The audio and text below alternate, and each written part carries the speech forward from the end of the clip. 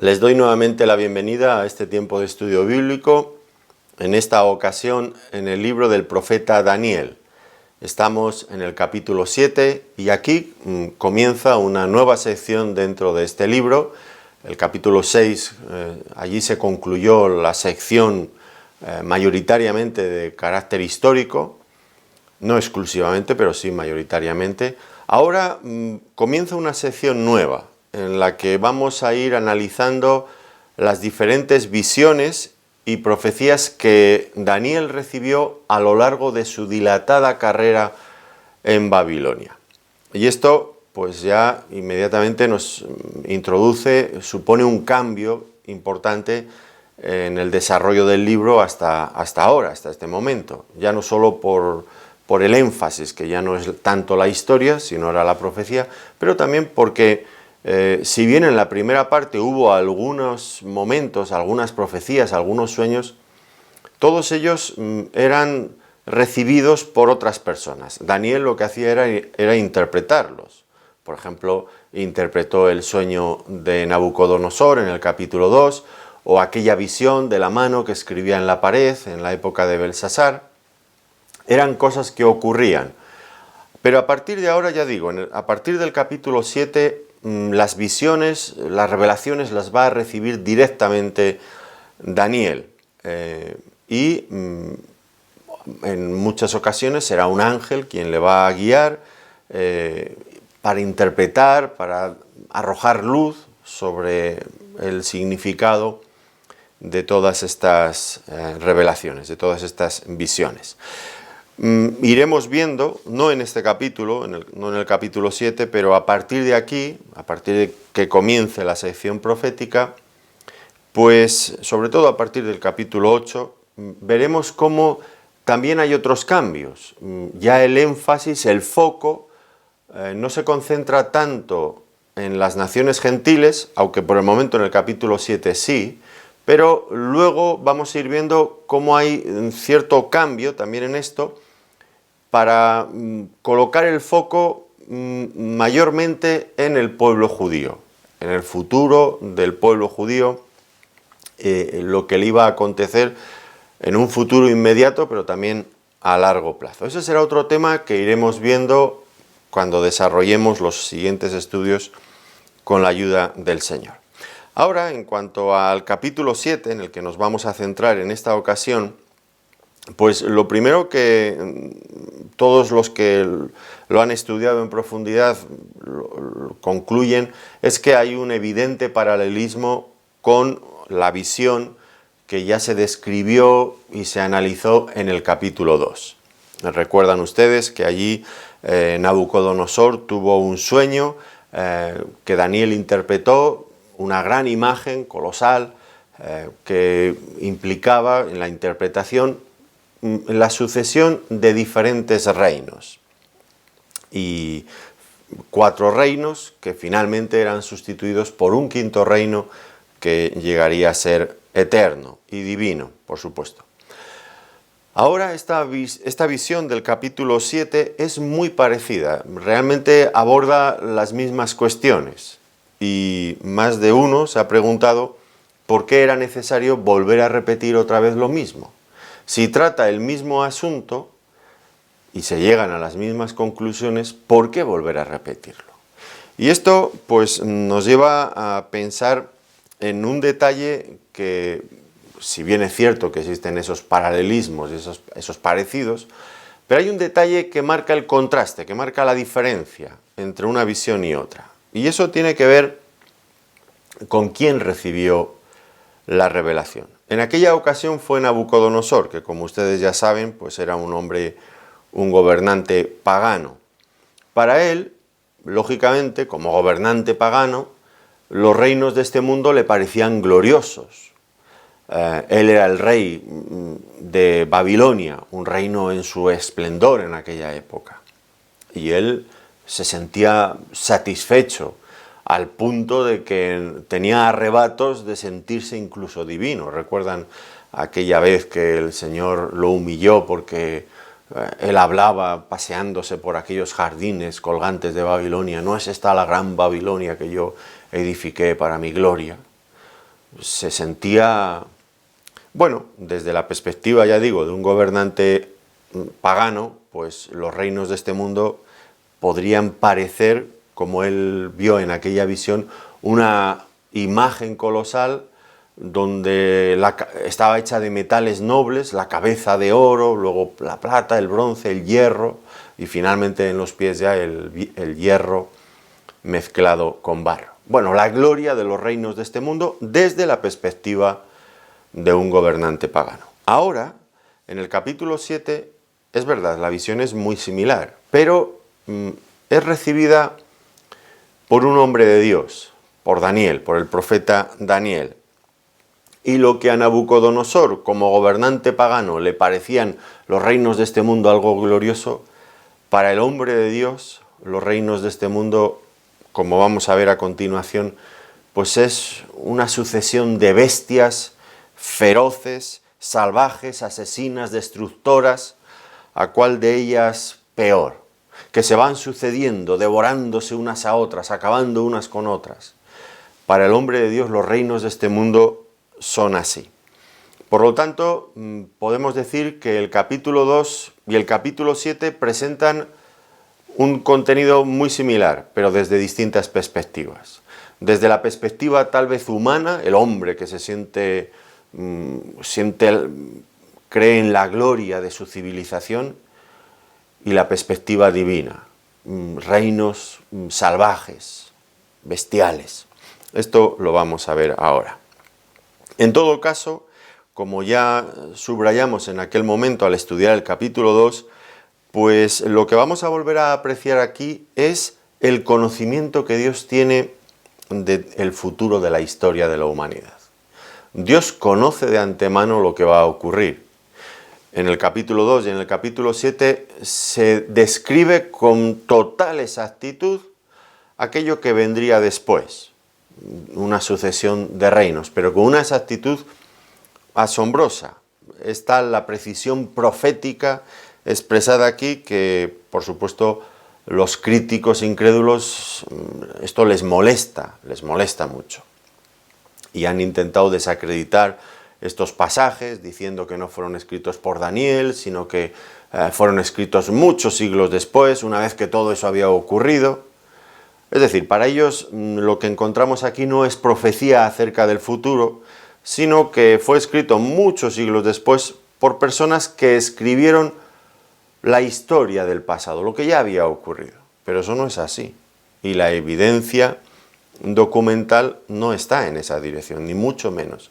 Lo que les mueve a argumentar de esa forma no son los hechos, sino son sus propios prejuicios, porque de ninguna manera quieren admitir que exista un Dios en el cielo que tenga conocimiento de lo que ocurre.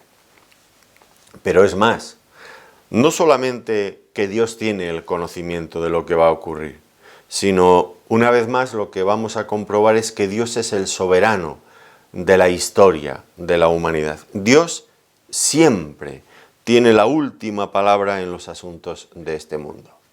El hombre cree que decide y hace lo que quiere, pero en realidad todo funciona bajo el control y la administración soberana de Dios. Dios tiene la última palabra siempre en los asuntos de los hombres.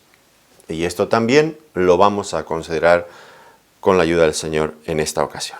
Bueno, pues habiendo dado estas pequeñas pinceladas en cuanto a lo que tenemos por delante, vamos ya a introducirnos propiamente en el texto bíblico.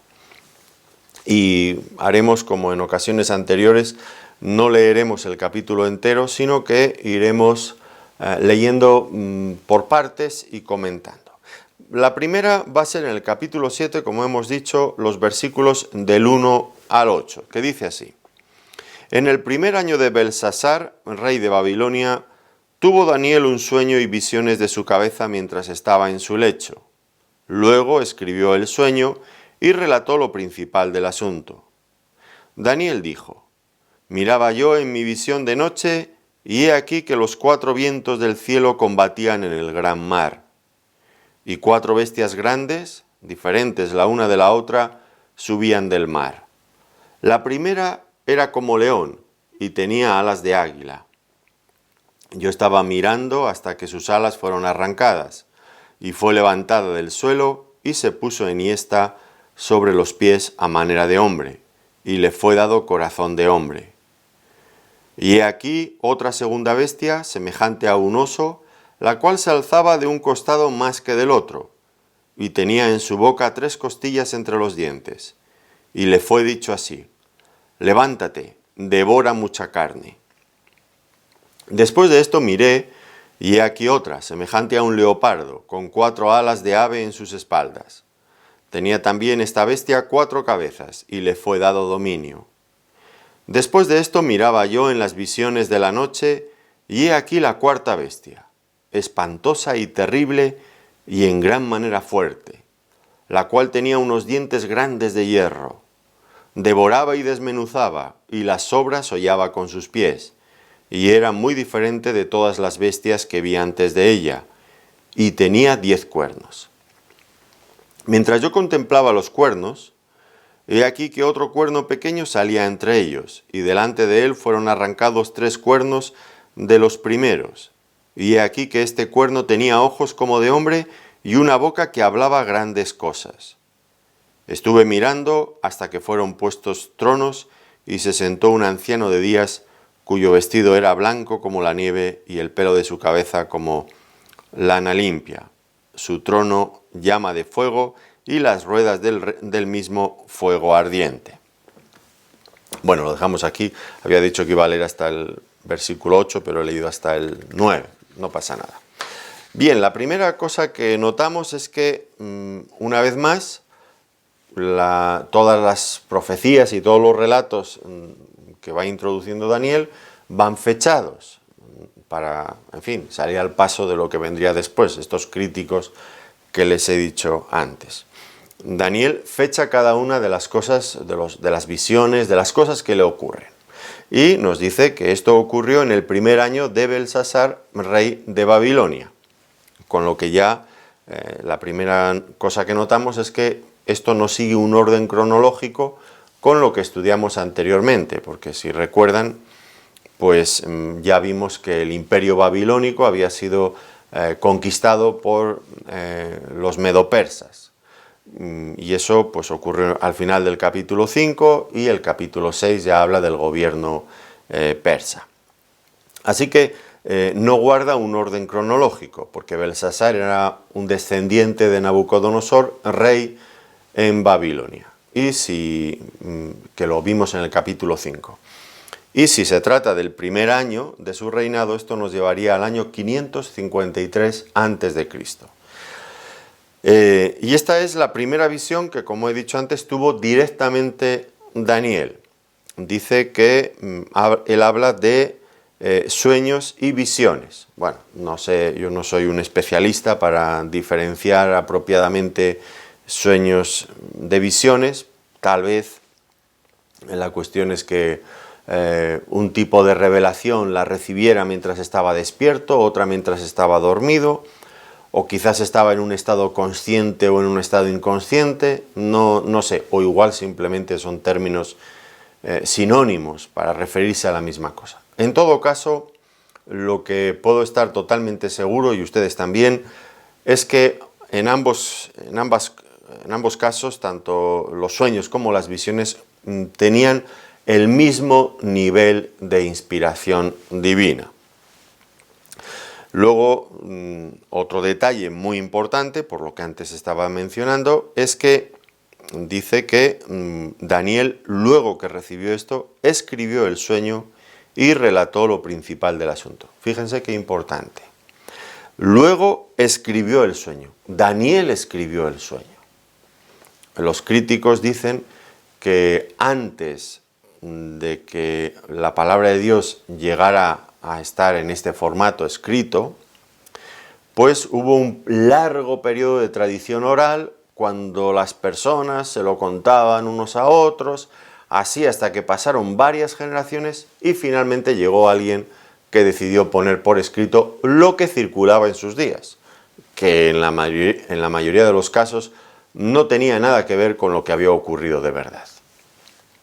Esto es la interpretación que hacen los críticos, pero miren lo que dice aquí.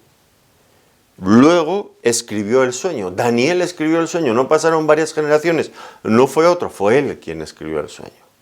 No fue en el siglo II, en el siglo III, no, fue cuando ocurrió. Muy importante. Y si quieren discutir esto, que lo discutan, pero que expliquen, si él dice que lo escribió, pues que expliquen por qué mintió y cómo demuestran ellos que mintió. Tendrán alguna base sólida. Yo nunca les he escuchado, pero dar una base sólida. Escucho sus críticas, pero no sus bases convincentes. Aquí tenemos un hombre que dice, yo lo escribí. Bueno, pues si lo dice y lo escribió y tenemos estos escritos, vamos a creérnoslo. ¿Por qué no nos lo vamos a creer? Bueno, ya iremos viendo otros capítulos donde incluso, aun diciendo que se escribió en el siglo II y III, no logran explicar la precisión de otras profecías del libro de Daniel, porque es que el libro de Daniel es uno de esos argumentos contundentes en la palabra de Dios para creer de verdad que es inspirada por Dios. Es increíble, pero bueno, ya digo, bueno, quedémonos con el detalle. Lo puso por escrito inmediatamente. Ahora, ¿cómo comienza el sueño de Daniel? Pues él ve una gran agitación en el mar debido a que 4 vientos desde distintos ángulos combaten allí en este mar. Y bueno, pues tenemos que ir meditando y pensando en cada uno de estos detalles, que entendemos que son simbólicos. Ahora, cuando venimos a estos pasajes, siempre tenemos que ser prudentes y respetuosos con la palabra de Dios. No podemos venir y ver aquí elementos que nos parecen simbólicos y dejar correr nuestra imaginación y decir, esto es esto, y esto otro es aquello otro, que me parece a mí. Bueno, no podemos hacer esto. Claro, si hacemos eso, la palabra de Dios dirá cualquier cosa que a nosotros nos parezca, pero no tenemos licencia para hacer eso. Tenemos que ser consecuentes, correctos con la palabra de Dios. ¿Cómo debemos interpretar esto? ¿Cuál es el criterio que nosotros vamos a seguir en la interpretación de todos estos detalles? Bueno, pues vamos a primero fijarnos si la propia Escritura interpreta estos detalles, porque, por ejemplo, en este caso hay muchos detalles que vienen interpretados dentro de este pasaje, no en la porción que hemos leído, sino en la que tendremos que ver en la siguiente sesión, porque ahí hay mucho que está interpretado. Pero también muchos de estos elementos que aparecen aquí vuelven a aparecer en otros lugares de las Escrituras, y allí su significado está mucho más claro. Entonces, nuestra postura es no dejar correr nuestra imaginación, porque eso no es correcto, sino dejar que la propia Escritura se interprete a sí misma. Y que la Escritura nos dé luz, arroje luz sobre pasajes oscuros. Entonces, si encontramos los mismos elementos en otro sitio y allí están mucho más claros, pues vamos a ver si encajan también aquí y a partir de ahí sacar nuestras conclusiones. Bueno, la primera cosa entonces de esta visión, una vez establecidos los criterios que vamos a seguir en cuanto a la interpretación de todo esto, dice que los 4 vientos del cielo combatían. Y la palabra vientos, como probablemente ustedes saben, también puede ser interpretada o traducida como espíritus. Y en ese caso lo que Daniel estaría viendo es un gran combate de ángeles, de espíritus. Bueno, pues no sería descabellado hacer esta interpretación. ¿Por qué razón? Porque vemos que en otras partes de las Escrituras los ángeles intervienen activamente en los asuntos de los hombres, y hay ciertos combates también. Bueno, en el libro de Daniel veremos esto con más detalle en los siguientes capítulos. Ángeles que luchan, bueno, no quiero adelantarme, pero lo veremos. No obstante, también vemos en otras partes de la Escritura, como digo, que los ángeles intervienen en los asuntos de los hombres. Por ejemplo, en Jeremías 49:36, en Jeremías 51:1, en Zacarías capítulo 6, versículos 1 al 6, en Apocalipsis capítulo 7, versículos 1 al 3. Ángeles que combaten, ángeles que intervienen en los asuntos de los hombres. Y esto pues como que descorre de alguna manera un velo que oculta realidades espirituales que discurren paralelas a nuestro mundo, pero que no somos capaces de ver porque son verdades espirituales, luchas espirituales que no percibimos, pero que sí sentimos los creyentes, ¿verdad que sí? Que están ahí.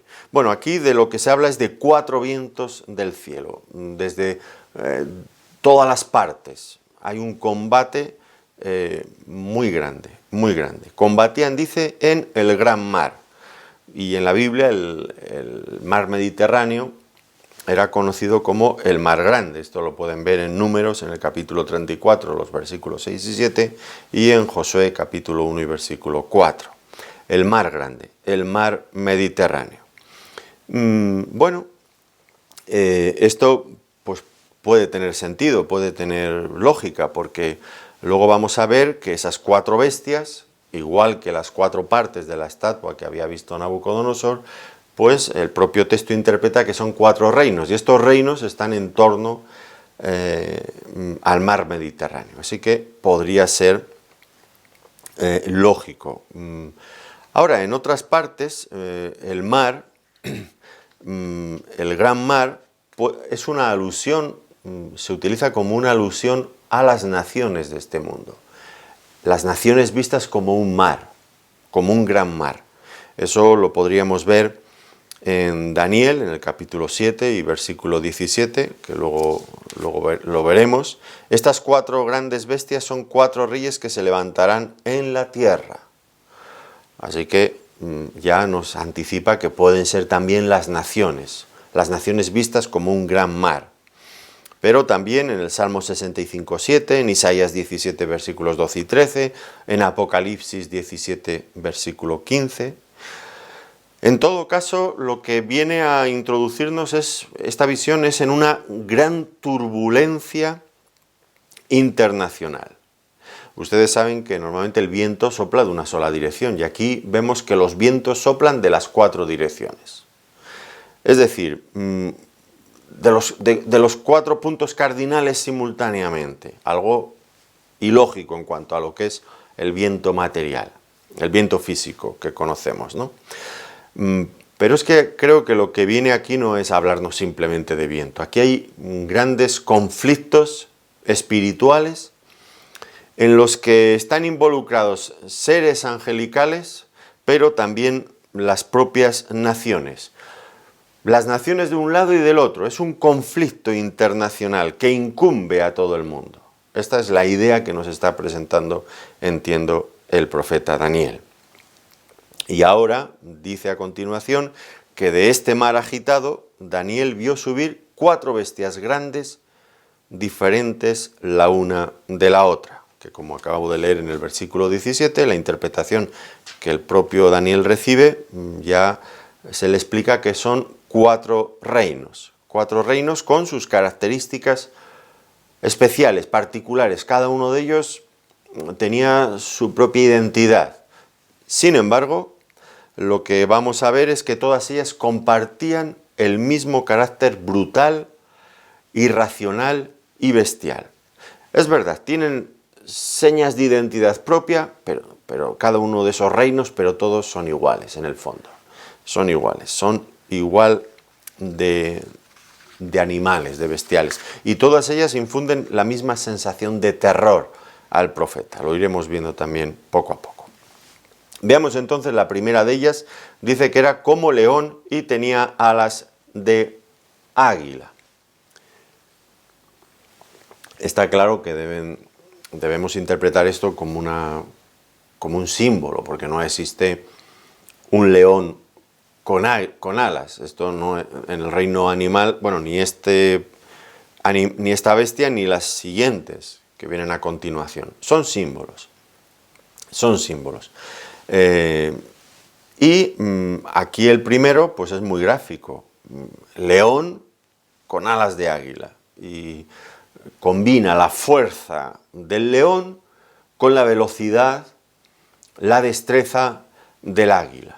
En el reino animal, el león es el rey de la selva y dentro de las aves, pues el águila lo es también allí, en ese ámbito, ¿no? Así que era un reino glorioso, expresaba lo mejor de todo, ¿no? Dentro de ese ámbito humano en el que nos estamos moviendo, evidentemente. Y es un símbolo que representa al imperio babilónico. Esto quedó claro ya en la visión de Daniel 2, del capítulo 2, y lo veremos también por algunos detalles que encontramos aquí. Curiosamente, los leones con alas pues, aparecieron en la puerta de Istar, en la antigua ciudad de Babilonia. Aún pueden ver algunas ruinas y algunas cosas, algunos detalles todavía sobre esto. Leones con águilas, representaba a Babilonia. Pero no solo porque lo han encontrado los arqueólogos en algunas ruinas, en algunos restos, sino porque en la propia Biblia los profetas usaban al león y al águila como símbolos también de Babilonia. Lo pueden ver en Jeremías capítulo 4, versículo 7, también en Jeremías 49, los versículos 19 y 22, y en Ezequiel capítulo 17, versículos 3 y 12. Ahora, dice que este león que tenía alas, dice que sus alas fueron arrancadas y fue levantada del suelo. Es decir, que se puso en yesta sobre los pies a manera de hombre y le fue dado corazón de hombre. Que tal vez nos recuerda ese periodo de locura de Nabucodonosor, cuando él se sentía divino, como he dicho hace un momento, paseándose por Babilonia, aquella Babilonia que él había edificado, y se sentía glorioso, divino. Y Dios lo castigó y lo hizo estar durante 7 años como una bestia. Y comía hierba del campo, le crecieron las uñas, era un animal. Hasta que reconoció que el Altísimo tiene el poder sobre los reinos de este mundo y que da el poder a quien él quiere, y entonces su razón le fue devuelta a Nabucodonosor y volvió a estar de pie. Tal vez a este hecho haga referencia aquí, cuando recobró su dignidad humana. En todo caso, no debemos pensar, no debemos de sacar la conclusión de aquí que hubo algún momento en el que el reino babilónico llegó a humanizarse. Esto no es la idea, ¿no? Creo que son pinceladas para darnos a entender hacia dónde apuntaba, qué era lo que significaba lo que estaba viendo Daniel en esa visión. La segunda bestia dice que era semejante a un oso, y el imperio babilónico fue sustituido por el imperio medo-persa. Un detalle que observa Daniel en la visión es que ese oso se alzaba más de un costado que del otro, y esto se corresponde también con lo que ocurrió históricamente con el imperio medo-persa. Inicialmente, los dos confluían en un mismo reino, los persas y los medos, pero inicialmente los persas fueron vasallos de los medos. Pero con el ascenso al trono de Ciro, el persa, pues la cosa se invirtió.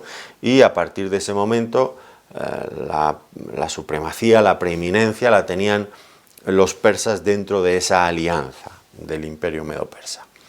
Así que es exacto lo que dice Daniel de su visión, que este oso iba ladeado, iba levantado, se alzaba más de un lado que del otro, que corresponde perfectamente con lo que ocurrió históricamente. Y dice también que tenía en su boca 3 costillas entre sus dientes, lo que sugiere que era un reino poderoso y un reino cruel. ¿Qué eran las 3 costillas que tenía entre sus dientes? Pues no lo sabemos, pero podrían ser los restos de otros reinos que habían conquistado ellos. En ese caso, 3 costillas podrían ser, yo no aseguro nada, pero podrían ser los restos de Babilonia al oeste, de Lidia al norte y de Egipto al sur, porque los medopersas conquistaron todos esos reinos muy poderosos antes, lo que nos da una idea de la extensión y el poderío del imperio medo-persa, un oso. En todo caso, lo que el texto bíblico subraya aquí, como en otras partes, es que este reino operaba bajo la autoridad divina. Fíjense, como le dice Dios, levántate, devora mucha carne. Dios está en el control. Dios está en el control.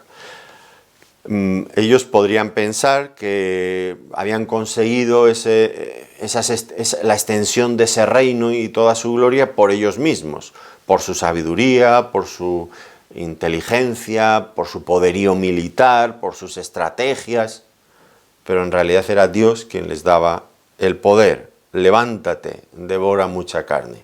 Dios da el reino a quien Él quiere. ¿Quiere decir esto que Dios es el causante, el responsable de la maldad de estos reinos? Pues por supuesto que no. Por supuesto que no. Lo que Dios utiliza a estas naciones muchas veces permitiéndoles que desarrollen su potencial, que podría no permitírselo, pero a veces lo permite, que es su deseo, ellos quieren hacer eso, quieren expandirse, quieren conquistar otras naciones, a veces Dios permite esto, les permite avanzar porque tiene propósitos. En ocasiones utiliza estas naciones paganas y malvadas para juzgar a otras naciones. Por ejemplo, innumerables veces lo vemos en los profetas, se nos dice que Dios usó a los babilonios para castigar a Israel por su pecado. Ahora, luego resulta que Babilonia, que sí, Dios le permitió que hicieran eso, pues Babilonia se sobrepasó, se excedió por todo, más allá de todo lo que Dios, de todo lo que tendría que haber hecho, y llegó a un grado de maldad en su conquista y en su destrucción, que Dios mismo también le pidió cuentas y les juzgó. No quiere decir que Babilonia o que los medopersas, porque Dios les permite avanzar, expresaran el carácter de Dios. No, Dios los utiliza en este mundo como un elemento de juicio también. Lo que no quita que ellos mismos son responsables de sus hechos, como estoy diciendo con Babilonia. Y hay capítulos largos en el profeta Jeremías, en Isaías, en Ezequiel, donde Dios luego finalmente le pide cuentas a estos imperios. Lo que queda claro es que ninguno de ellos puede prosperar sin la autorización de Dios, porque Dios es el soberano que está en el control de este mundo. Un mundo pagano, un mundo incrédulo, un mundo que no quiere tener en cuenta a Dios, y que Dios por el momento le deja operar, pero siempre poniendo límites, marcando los tiempos, estableciendo cada detalle. Dios es el soberano de los reyes de la tierra, aunque ellos no lo reconozcan y aunque ellos no quieran pensar en él. Es así, es así. Y aquí lo estamos viendo cómo Dios está dirigiendo los asuntos de las naciones. No solamente que los conoce, sino que los dirige.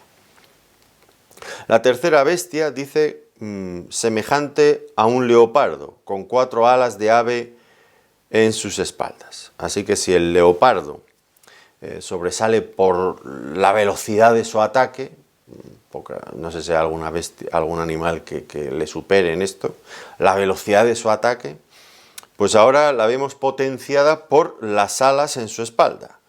Bueno, pues una velocidad extraordinaria, ya insuperable,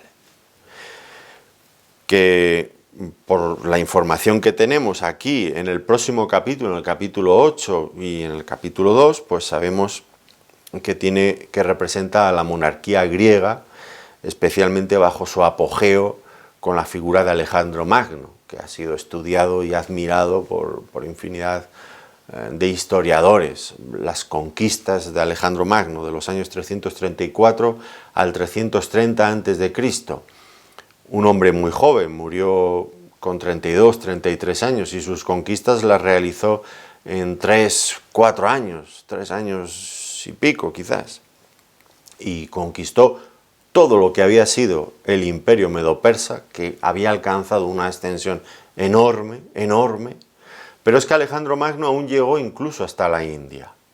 Bueno, lo de Alejandro Magno es una cosa única en la historia de la humanidad.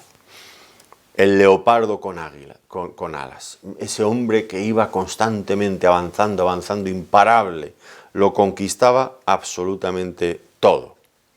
Dice que tenía 4 cabezas, y es que Alejandro Magno, como he dicho, murió muy joven, con 32, 33 años, y no tenía heredero. Bueno, no tenía heredero que pudiera ocupar el trono en ese momento.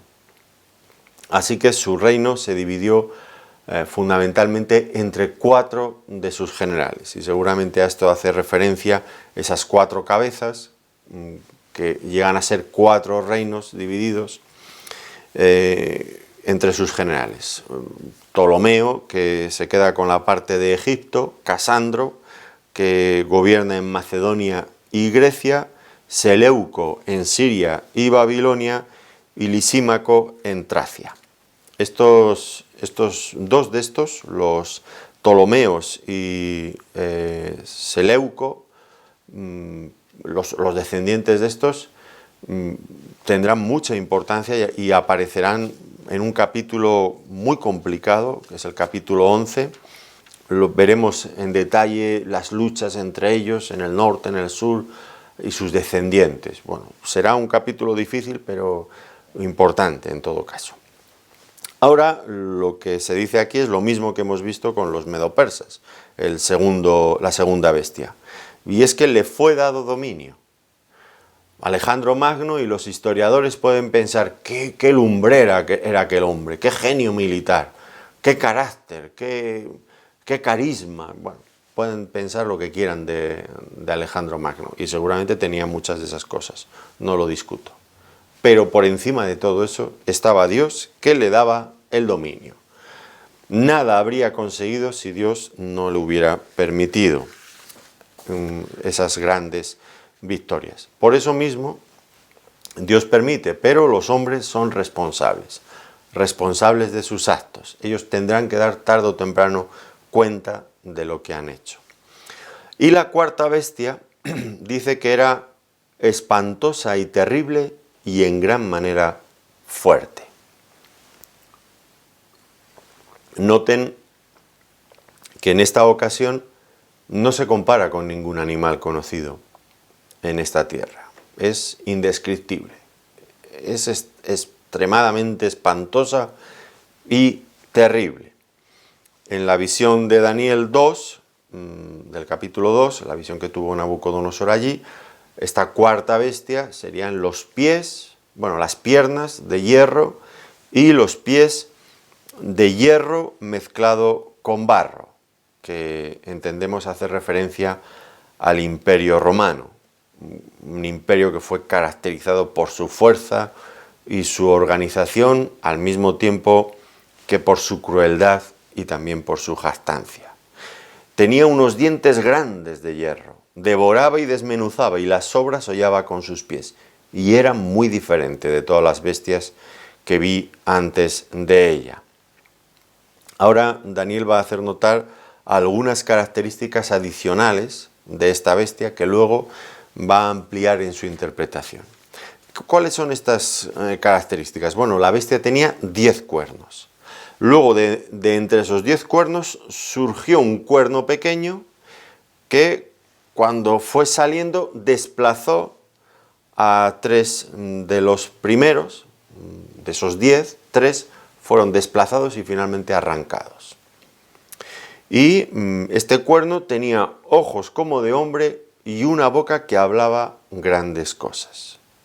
Así que este cuerno pequeño, fíjense, este cuerno pequeño que surge en medio de esos 10 cuernos, este cuerno pequeño, y que desplaza y que arranca esos 3, diríamos que en cuanto a la cuestión de estas 4 bestias, aquí, cuando llega este cuerno pequeño es el clímax de esta visión. Es el punto culminante de esta primera parte de la visión. Y Daniel queda muy intrigado por este cuerno pequeño y cuando ya está luego recibiendo la interpretación, él hace diferentes preguntas relacionadas precisamente con este cuerno, porque él ha quedado sorprendido, ha quedado intrigado por el significado de este cuerno.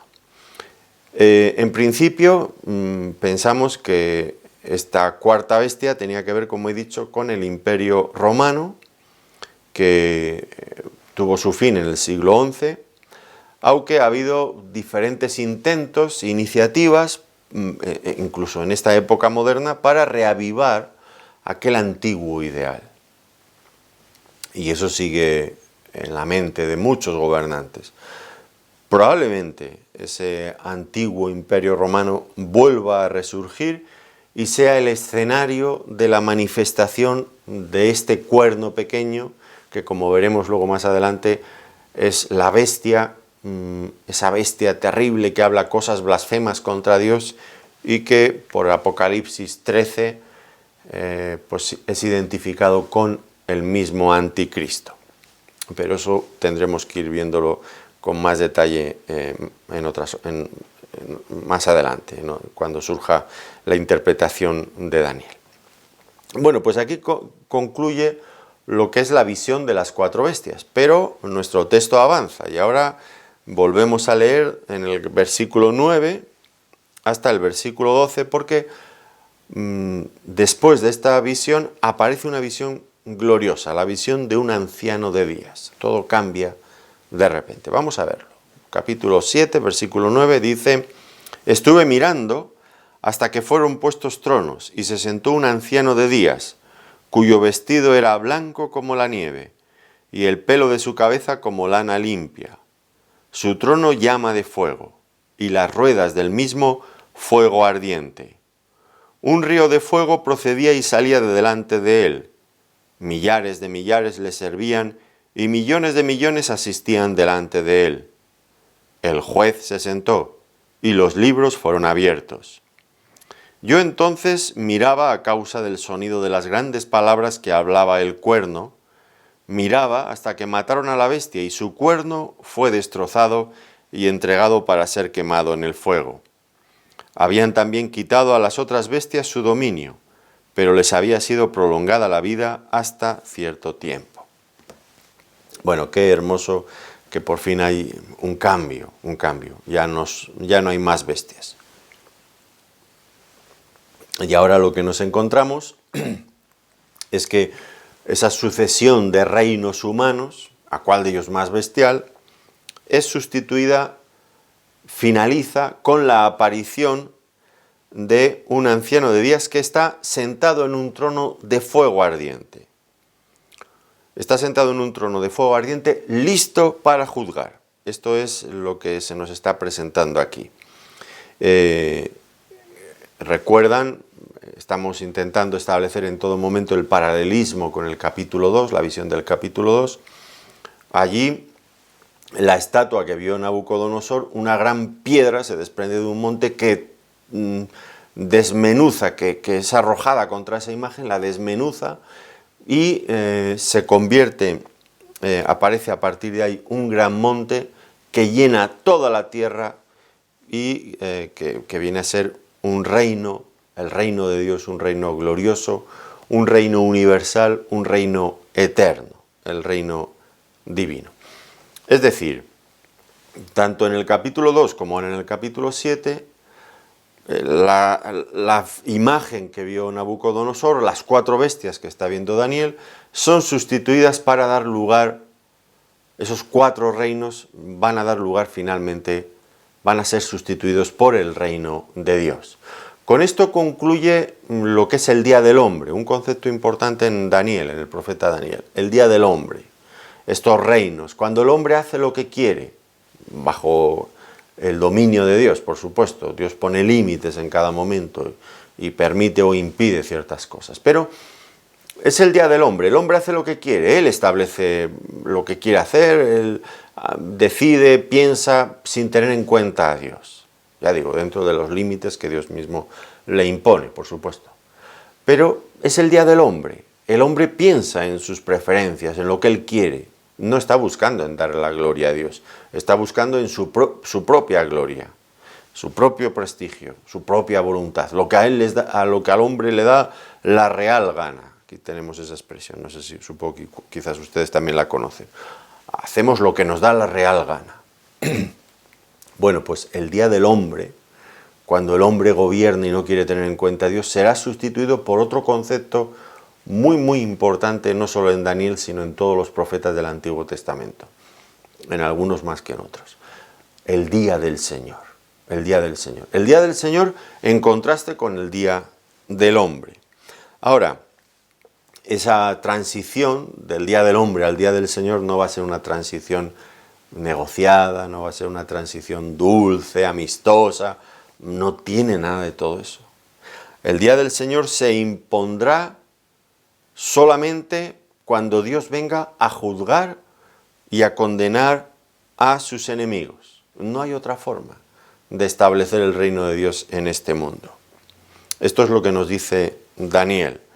Así que la atención de Daniel ahora se dirige a lo que podríamos considerar como la sala de un tribunal, donde va a ser llevado a cabo un juicio, el juicio divino. Dice Daniel: estuve mirando hasta que fueron puestos tronos y se sentó un anciano de días. Bueno, la primera cosa que nos llama la atención es que fueron puestos tronos, pero no dice quién se sentó en esos tronos. Solamente nos dice que se sentó un anciano de días en su trono. ¿Y quiénes van a ocupar esos tronos? Bueno, aquí no se nos dice. El propio profeta Daniel en este capítulo 7 lo dirá más adelante. El reino fue dado a los santos del Altísimo, creo que dice. Pero también sabemos por otras partes de la Escritura que los creyentes vamos a juzgar a este mundo también, a los ángeles, juntamente con Cristo. Ustedes recuerdan en aquella visión de Apocalipsis, en el capítulo 4, el capítulo 5, alrededor del trono hay 24 tronos y hay 24 ancianos sentados en esos tronos. Muchas personas se han roto la cabeza pensando, ¿quiénes son esos 24 ancianos? Quizás la pregunta está mal hecha. No, lo que deberíamos de preguntar no es quiénes son esos 24 ancianos, porque si eso fuera lo que debería de importarnos, Dios nos lo habría dicho. Lo que quizás hay que pensar es, ¿qué son?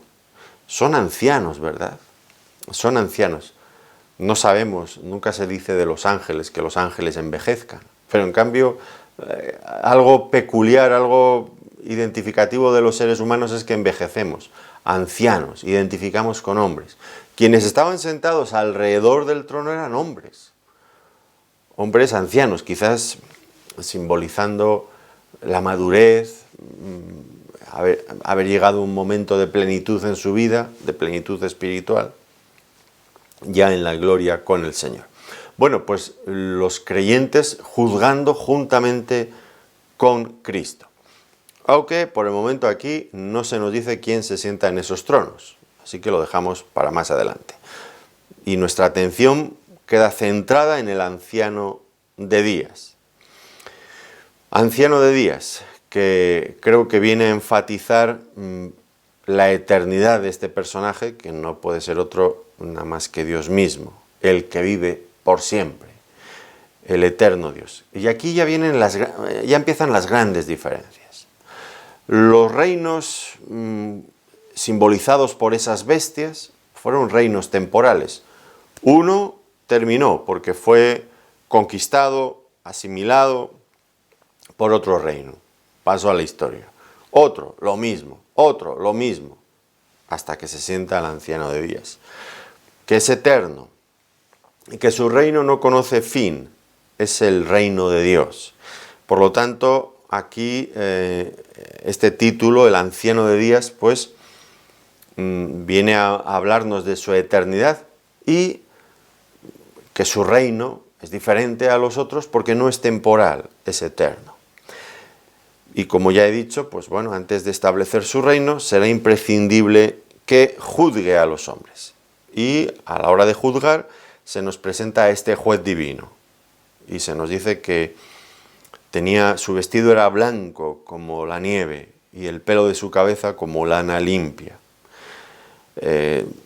Todo esto que nos sugiere pues no solo su dilatada edad y sabiduría, lo del pelo blanco, sino también la pureza, la dignidad, la majestad, la gloria de este personaje. En todo caso, es curioso que en Apocalipsis capítulo 1, versículo 14, allí aparece una descripción de nuestro Señor Jesucristo en la gloria. Y es muy parecido, muchos detalles son similares a los que vemos aquí en relación a Dios mismo. Luego, después de haber enfatizado la dignidad de su persona, de la persona de este juez que va a juzgar a este mundo, nos habla de su trono. Dice, su trono, llama de fuego y las ruedas del mismo, fuego ardiente. Si hay un elemento predominante en toda esta visión es el fuego que muchas veces en la Biblia aparece como símbolo de la santidad, de la limpieza, del juicio. Luego este trono dice que tiene ruedas, las ruedas del mismo. Yo no quiero parecer, no quiero ir más allá de lo que el texto dice, pero me da la sensación de que es un trono que se mueve. Las ruedas, como si fuera un trono móvil, un trono portátil, un trono, bueno, no sé cómo decirlo, sin parecer irreverente. Y la idea es que Dios mueve su trono desde el cielo para venir hasta este mundo a establecer su reino aquí después de haber juzgado a los hombres de este mundo.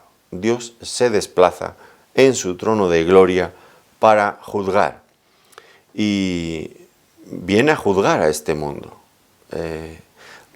viene a juzgar y a reinar. Recuerden ustedes que una de las funciones del rey, de los reyes en la historia bíblica, era juzgar y era fundamental esta asociación. Muchos salmistas lo recogen así, el Señor viniendo a juzgar, como rey, viniendo a juzgar y a gobernar, a reinar. El Salmo 97, los 12 primeros versículos, el Salmo 99, los 9 primeros versículos. Bueno, toda aquella sección de estos salmos tienen que ver con el Señor reina. Ustedes léanlos con atención y verán una y otra vez esa expresión. El Señor reina. Bueno, el Señor reina, sí, pero aparece previamente viniendo a juzgar. El Señor reina después de haber juzgado. Es imposible hacerlo de otra forma. Dios tiene que juzgar este mundo para sentarse finalmente a reinar. Y esas llamas, ese fuego ardiente, esas llamas que salen de ese trono, pues ya anticipa algo de su juicio abrasador. Terrible, terrible. Muchas personas no quieren pensar en el infierno. Hay religiones que lo han quitado directamente. Por ejemplo, los testigos de Jehová no creen en el infierno. Y otros muchos teólogos liberales de nuestro tiempo han quitado el infierno. Bueno, ellos lo pueden quitar y pueden decir que no existe, pero eso no va a cambiar la realidad en lo más mínimo. Y fíjense que Dios dice que viene a juzgar con un juicio, con fuego abrasador, que se corresponde con otras tantas referencias que hizo nuestro Señor Jesucristo al fuego que arde eternamente, donde el gusano de ellos no muere. Bueno, todo esto que ustedes ya recuerdan. Dice que un río de fuego procedía y salía de delante de él, que como diría el salmista en el Salmo 97, versículo 3, fuego irá delante de él y abrasará a sus enemigos alrededor. Un juicio terrible, terrible. Como dice el texto, en esta labor de juzgar no está solo. Dice que millares de millares le servían y millones de millones asistían delante de él.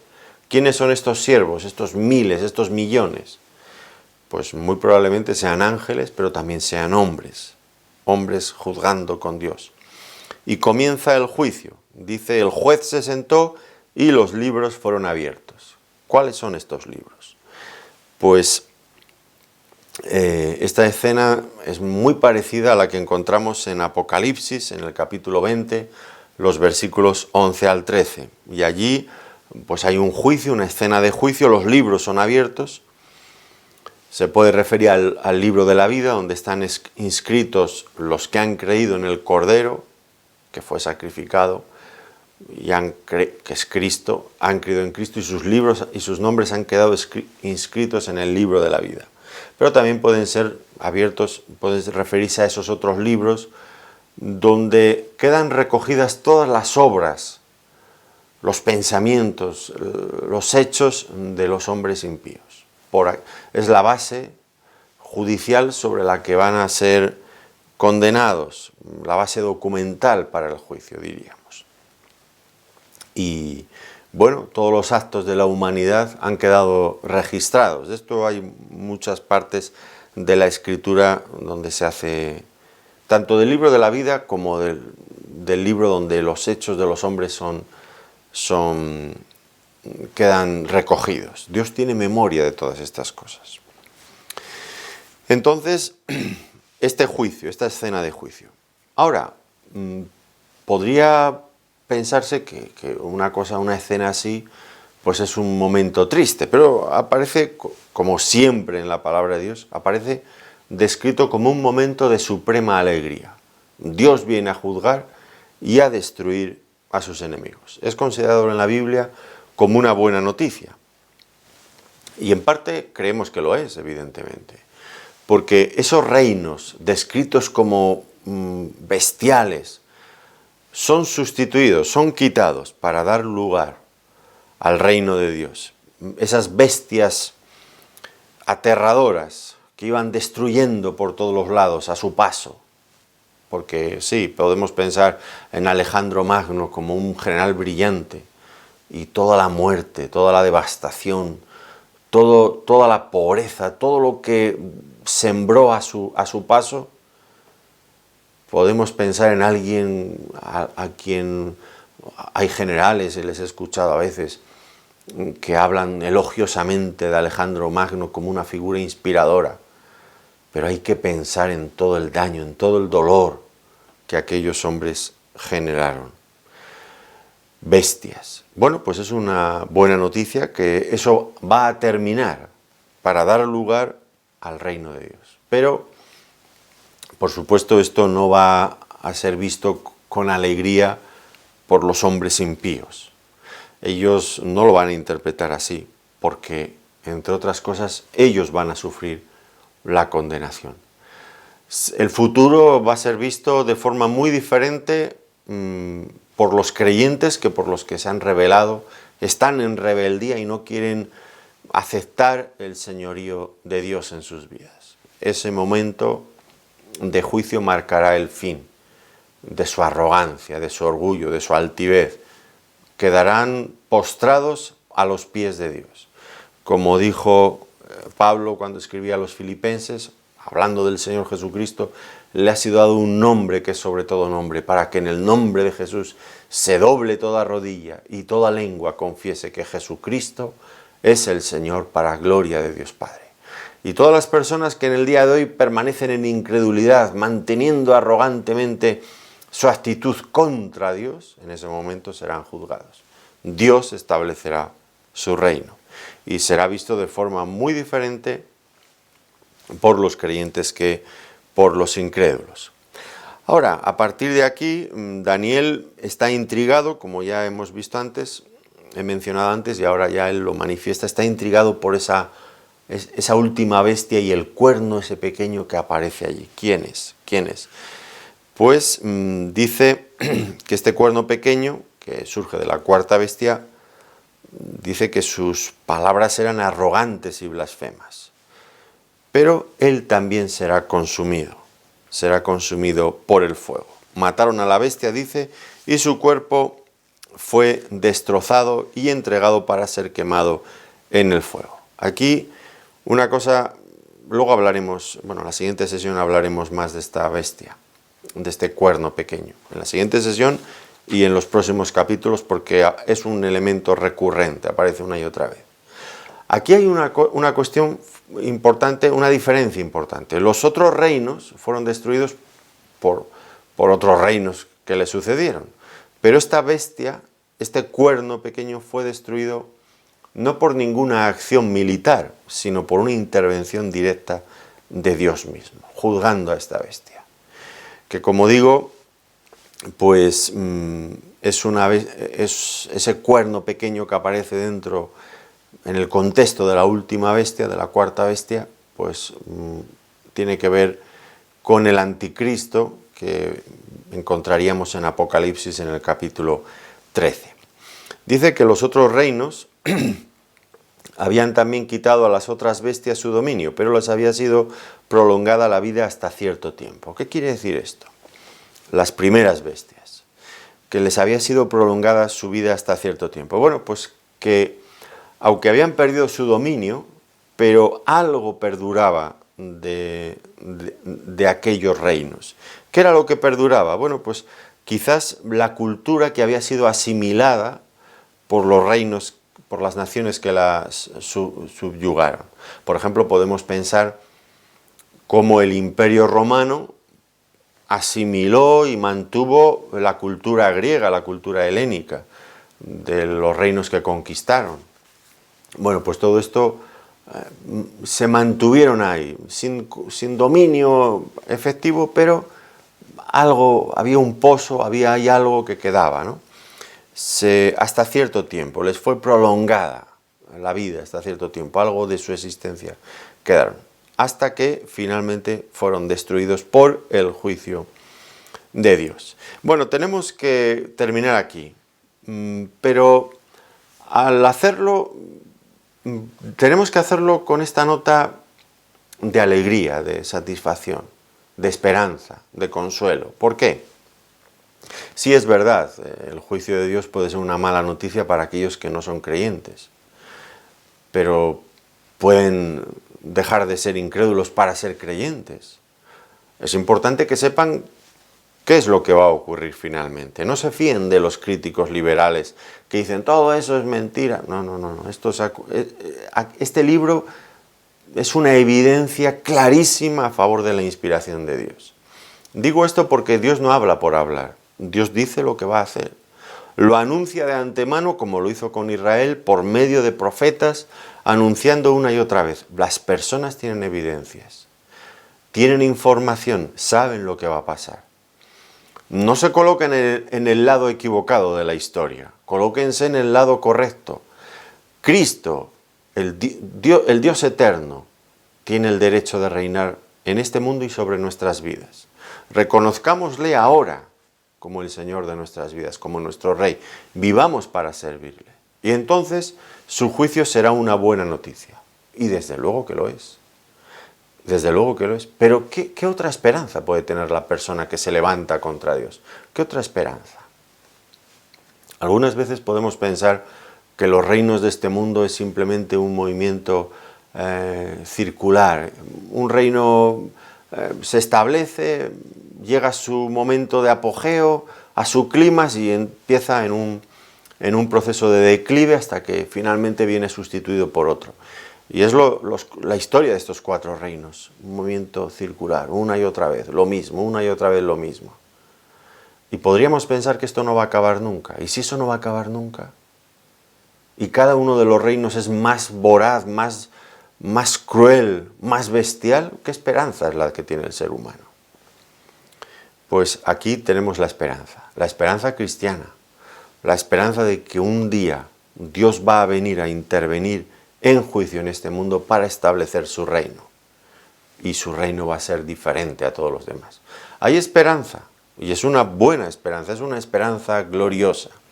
Queremos estar al lado del rey auténtico, del rey legítimo, porque no nos gustan los reinos de este mundo, entre otras cosas. Nos dejan siempre con esa profunda sensación de insatisfacción. No sé qué, bueno, estoy seguro que pasa lo mismo en otros países, pero aquí en España a veces tenemos gobernantes elegidos por el pueblo y la población, la nación se vuelca a veces les dan la mayoría absoluta a determinados presidentes en la esperanza de que van a traer un cambio radical sobre el presidente anterior que era nefasto, que era malísimo.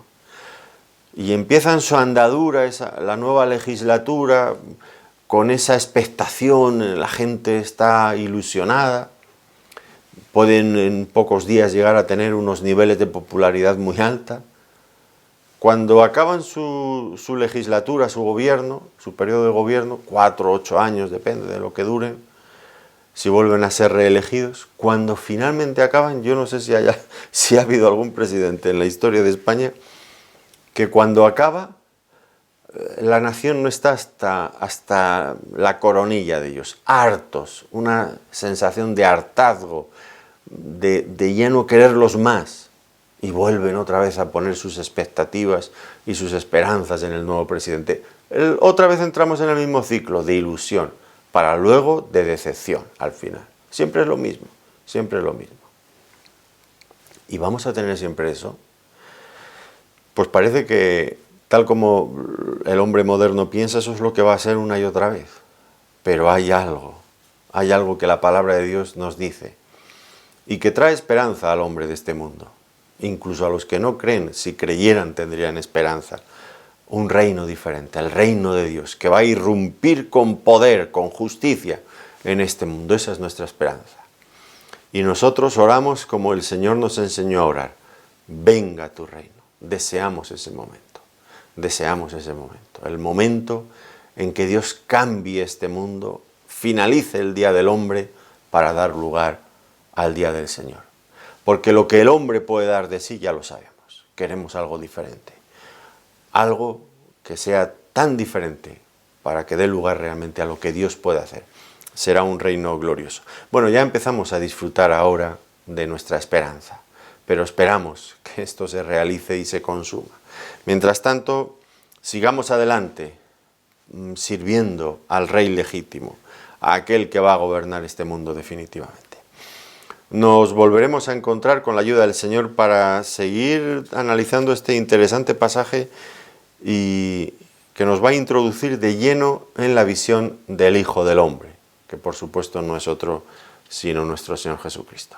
Pero esto será en la siguiente ocasión. Hasta entonces, que el Señor les bendiga muy ricamente. Gracias por acompañarnos una vez más.